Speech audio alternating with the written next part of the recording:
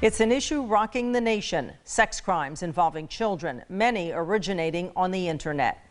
Earlier this year, 38 people were arrested in Bay County during a one-week sting, Operation Watchdog, which targeted local sex offenders and predators, with dozens of others arrested since. As News 13's Erica Orstad reports, law enforcement agencies across the community say the internet has changed the meaning of stranger danger, since many offenders don't seem to be strangers at all.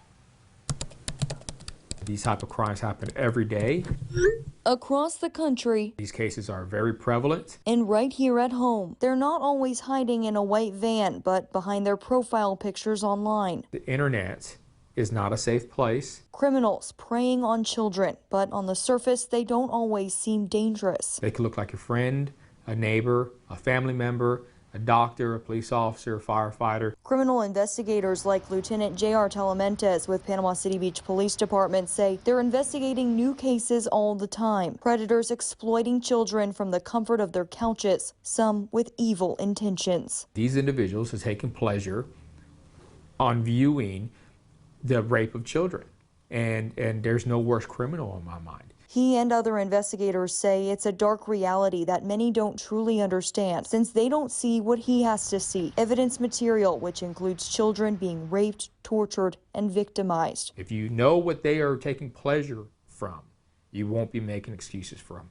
They're monsters, and we're going to treat them like that, meaning we're going to find you and we're going to put you in jail. Across the bridge at the Bay County Sheriff's Office, Lieutenant Jeremy Mathis says the same thing. When you meet these kids and you see the nothingness in their eyes, that's when you derive that passion from it. He's worked with Talamantes on multiple cases like this in the community, and he says catching these types of criminals is a priority among local agencies. It's not something that gets swept under the rug. It's not something that we don't look into. It's a very, very important component of our job. They do this oftentimes by posing as kids online, pretending to be a child to lure a predator to their arrest. That's given them insight into the minds of the perpetrators. So many of these guys online are a totally different person than they are offline. They will say all the right things at all the right time